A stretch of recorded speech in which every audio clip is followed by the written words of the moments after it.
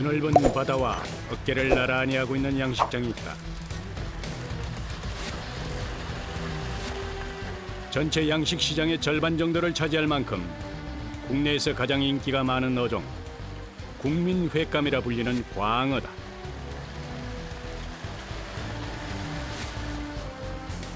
단단한 육질과 고단백을 자랑하는 횟감의 대명사다. 동해안에서 한 1년 2개월 정도 자란 거예요. 1kg에서 1kg 3,400. 넓을 광자에 고기 어자를 써서 그 이름도 광어. 널찍한 생김새만큼 밑바닥에 붙어 사는 특이한 습성도 갖고 있다. 흙빛과 비슷한 황갈색을 보호색으로 지니고 있어서 물속에서는 제대로 알아보기도 어렵다.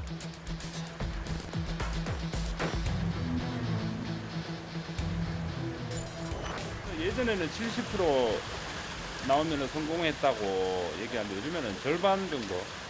매해 적조가 오고 예전에 비해서 이제 물이 많이 나빠지니까 여러 가지 질병들이 많이 발생합니다. 그래서 생존율이 되게 낮아요. 예고 없이 찾아오는 적조와 기생충 피해는 일순간 대량 폐사를 만들기도 한다.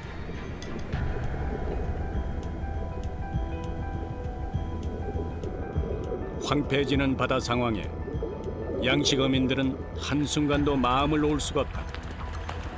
아기 돌보듯 늘 세심한 주의가 필요하다.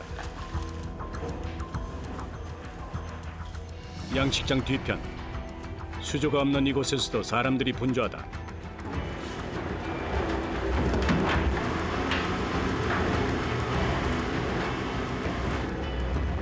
꽁꽁 얼린 냉동 생선이다.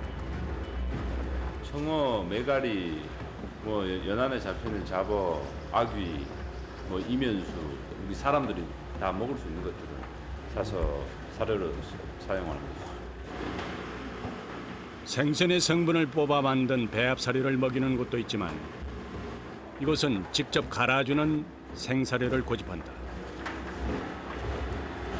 손은 훨씬 더 많이 들지만 사람처럼 먹는 만큼 광어도 더 잘 자란다.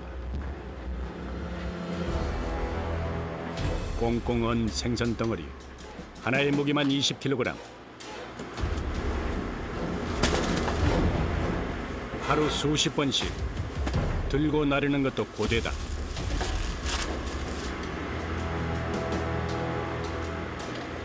비닐이 남은 비닐에 붙어가지고 물고기가 이거 먹으면 안 되니까 떼고 있습니다.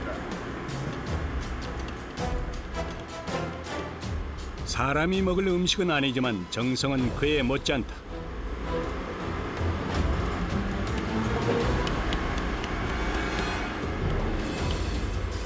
얼음장처럼 차가운 손과 달리 얼굴에서는 연신 땀이 흐른다.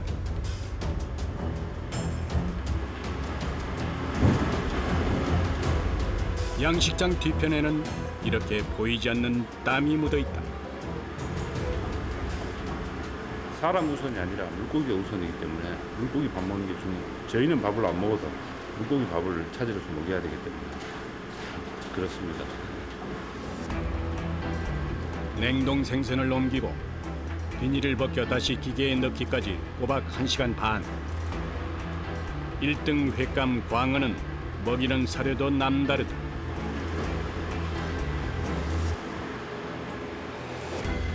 만들어진 사료는 곧바로 영하 26도의 냉동 창고로 옮겨진다. 신선함을 위해서다.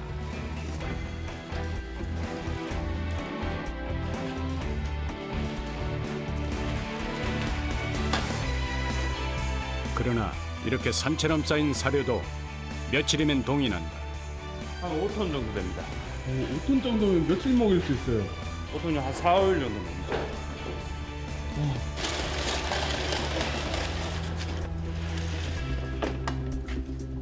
영상 30도와 영하 26도. 한여름과 한겨울을 넘나들면서 영양 좋은 사료가 완성됐다.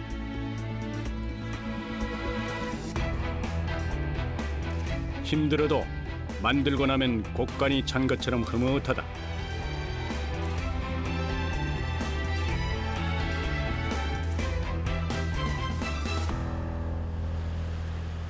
규모가 6,600여 제곱미터에 달하는 광어 양식장. 이곳에는 약 30만 마리, 무게로 치면 약 100톤 정도의 광어가 살아가고 있다.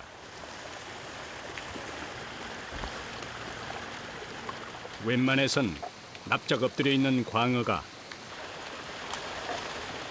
먹이를 주자 그제야 몸을 일으킨다. 있는 곳에 골고루 던져주고 다 섭취할 수 있도록 조금씩 조절해서 주는 게 중요합니다. 가장 쉬울 것 같은 먹이 주기는 양식장에서 가장 고단한 작업이다. 손에 힘을 주면 금방 지치기 때문에 손목 전체의 힘을 이용한다.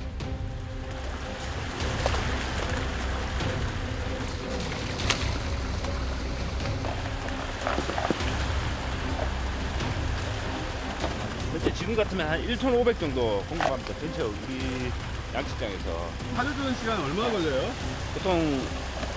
보통 요즘 같으면 1시간 반에서 2시간 정도. 사람처럼 아침, 점심, 저녁 세 끼를 챙기고 한 번 먹을 때마다 2시간이 걸린다. 무엇을 해도 다 땀나는 일이다. 게다가 햇빛을 보면 광어 껍질이 상할 수 있어 사방이 차광막으로 덮여 있다. 한여름엔 숨이 턱턱 막힐 만큼 온도도 습도도 높다.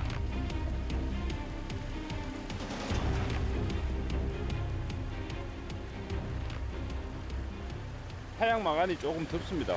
밖에보다는. 그리고 하루를 계속 주다 보면 운동됩니다. 송어와 달리 광어는 따뜻한 곳에서 잘 자란다.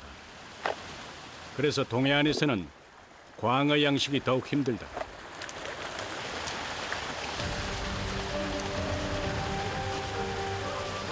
이 동해안에서 고기를 좀 성장시키려면은 하나라도 더 먹여야 되기 때문에 저희는 사료주는데 사활을 들어서 사료줍니다.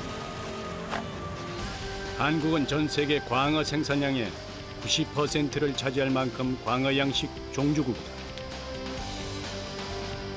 자연산만이 전부이던 시절, 대단히 귀한 물고기였던 광어. 양식 기법이 개발되면서 이제는 누구나 그 쫄깃한 식감을 즐길 수 있게 됐다. 오후 2시.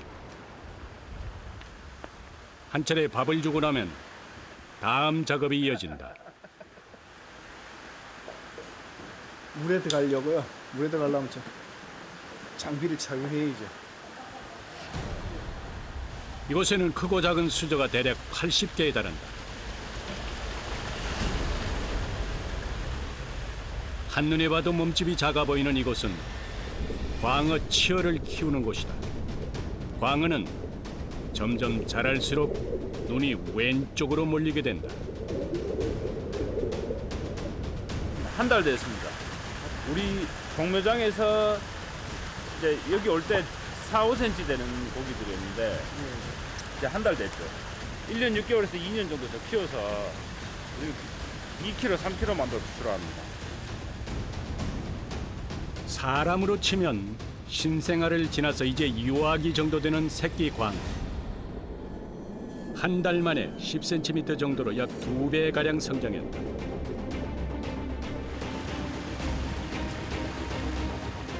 그러나 같은 시기에 태어나서도 그 크기는 제각각이다.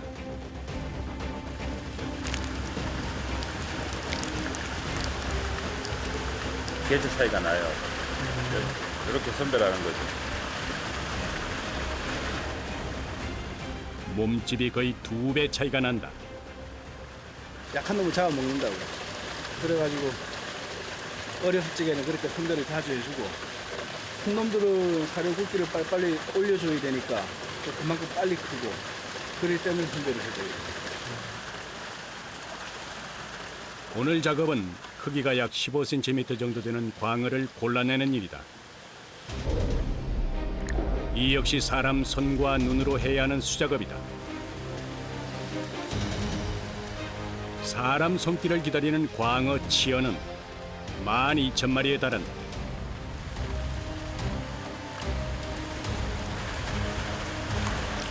이만큼 바구니를 채우려면 수십 번 허리를 숙여야 한다. 바구니가 채워지면 다른 작업자는 재빨리 수조로 나른다.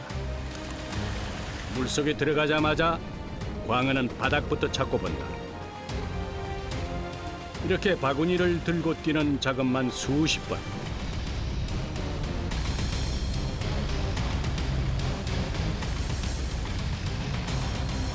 물속은 더 가시밭길이다. 마치 지뢰를 피하듯 눈으로 식별도 잘 되지 않는 광어를 피해 다녀야 한다. 한 발자국 옮기는 것도 진땀 나는 일이다. 발을 바닥에 붙이고 다녀야 돼요.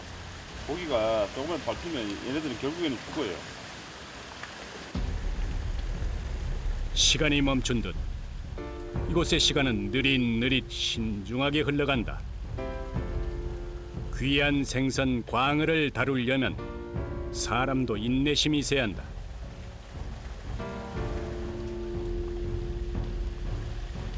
눈은 고기를 너무 오래 보니까 피곤하고 허리는 숙여야 되니까는 아프고 그러죠. 광어만 뚫어져라 쳐다봐야 하는 이 작업은 반나절 동안 계속된다.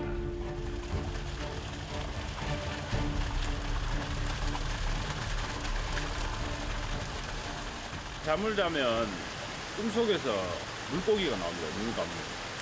제가 그런 꿈을 많이 꿨어요. 하루 종일 물고기를 보니까 그 꿈속에서 물고기가 나와요. 몇 시간씩 집중하다 보니 사람도 광어처럼 눈이 한쪽으로 쏠릴 것만 같다. 그래도 이런 수고 덕에 몸집이 작아 늘 밀렸던 치어도 이제는 길을 펴고 살 것이다.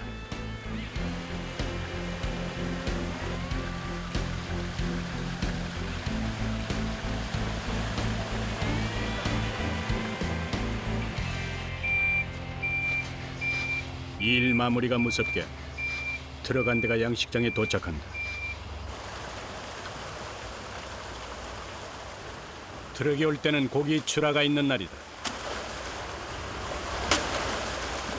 출하할 고기를 선별해서 잡아야 되니까 오늘 1톤 정도만 출하합니다. 1톤이요? 네.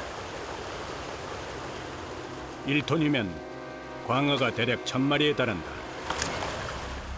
자연산 광어에 비해서 색이 어두운 편이지만 전문가도 구별하기 어려울 만큼 맛이 좋다.